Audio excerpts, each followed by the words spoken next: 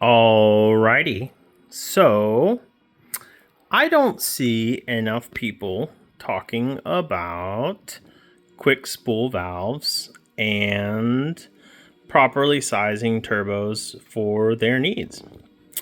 So I was going to make a fun little video about two very different types of manifolds that are sitting in front of us here.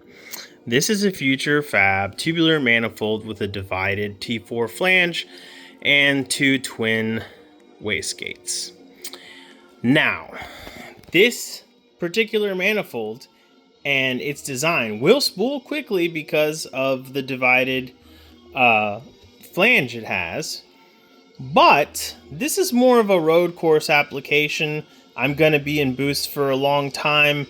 I don't want to have so much heat that it's the back pressure ratio 3-to-1, something crazy. It's going to be more closer to 1-to-1 if you size the turbo properly. So this is a good road course setup. I'm going to be in boost for a very long time on the straights, over 30 minutes, whatever.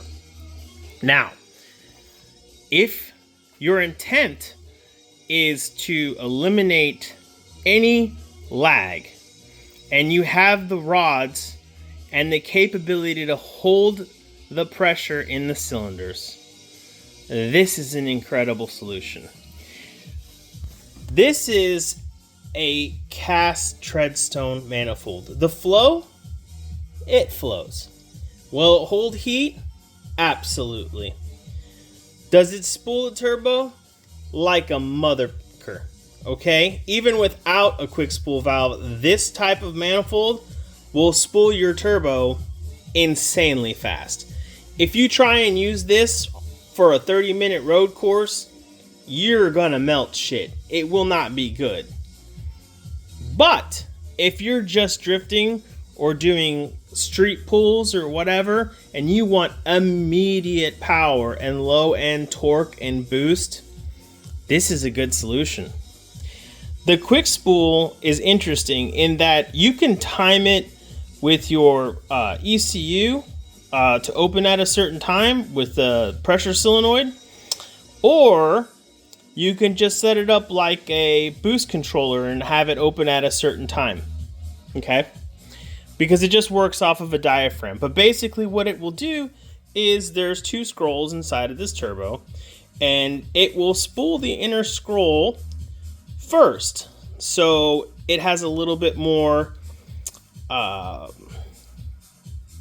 leverage on the impeller, and it'll get that sucker going. There's more back pressure. The ratio is incredible because you've just shut off half of the turbo, so you may go from a 3-to-1 to 6-to-1 back pressure ratio, and then with that, there's so much heat here that wants to come out. The pressure differential is insane, so it's going to spool that turbine no matter what. And then as you need more flow, because you don't want this to become a restriction in the higher RPMs, this valve then opens up and it becomes almost nearly free flowing. I mean, it's not an open flange T4, so you do have that, but you have now opened over 50% more of the turbo because the second scroll is larger. So you get the rest of what you want for your top end. And if you size your turbo properly, this will give you insanely good spool and drivability in theory. But yeah, wanted to talk about that for a moment.